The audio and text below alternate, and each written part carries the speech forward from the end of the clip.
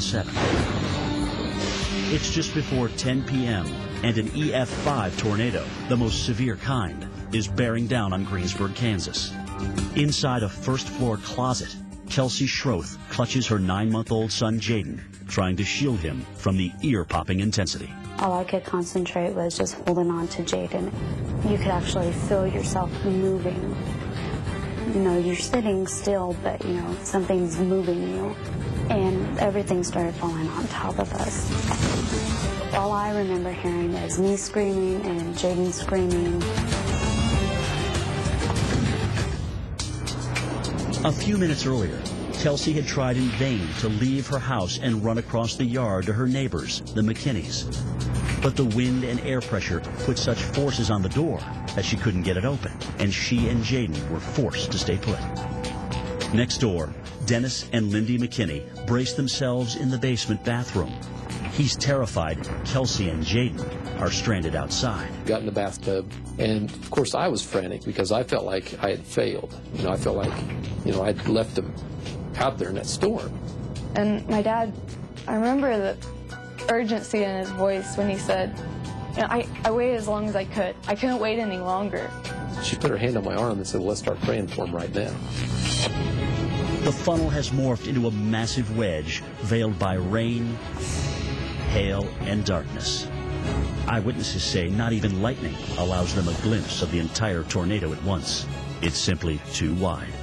And its force has just muscled Chris Goss's truck off the road.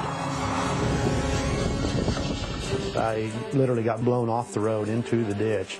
Remember the side of the tires hitting the rim, and I never let off the gas. I never let off the gas.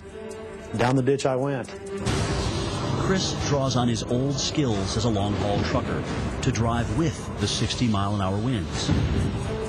He angles across a field and climbs back up onto a neighboring road, never losing speed. Chopper is on the floorboard. He doesn't know what's going on, and by some miracle, you know, we stayed on our tires and we just kept going. The twister plows through Greensburg with the force of a high-speed train. At nearly 2 miles across, the tornado is nearly as wide as the town itself. And Chris and Kelsey's house and the McKinneys sit in its direct path. It just seemed like it would never end. And it finally kind of quieted down. And our first thoughts were, you know, we have to see if Kelsey and the baby are okay, see if Jaden's okay. We went to the base of the stairs, and there's a lot of debris that had fallen down the stairway. And so my dad went ahead of me and kind of helped pick a pathway. I remember seeing a lightning flash, and I hadn't left what used to be my house yet. And I just kind of put my hood up, and I just followed behind my dad. I remember having to jump down where the glass windows used to be, and I thought, this is not good. The tornado has mown over the house. Only the basement remains partially intact. When Lindy and Dennis ascend the basement stairs, they emerge directly into the elements. It's interesting to look up the stairway from the basement, and there's no wall or door there anymore, and you're seeing the rain blow by and debris blow by. It's an interesting sight, an unexpected sight. Sadly, the destruction has not stopped at the McKinney's doorstep.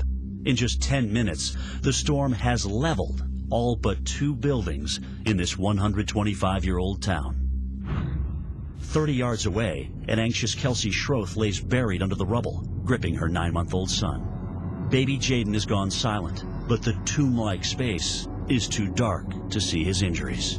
After it had passed, I was actually on my side with him in my right arm and me holding the house off of him with my left arm. I didn't realize what was going on or what was on top of us, and all that kept running through my mind is, how are we going to get out of here? Does anybody know I'm here?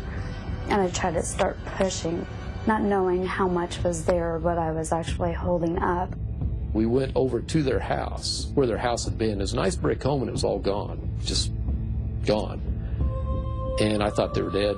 And we went over, there was a pile of rubble about 3 or 4 feet high towards the north side of their house. I just couldn't imagine anybody was left. And I called out, and his voice came from in the rubble and said, please get us out of here, I have my baby here.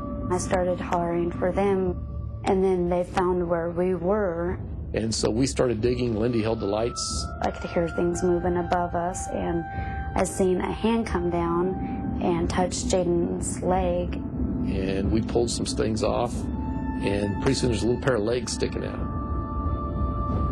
There's nothing left of the house but this pile, and they pull a baby out from under this pile. And they handed him to me, and he's cold. There's something red running down his back. That's what caught my eye, and I thought he was bleeding. But they don't have time to check where the blood is coming from. Jaden's mom, Kelsey, is still trapped in the rubble. And then we did some more digging, got his mom out, and she was bruised up, but not a cut, no bleeding, nothing.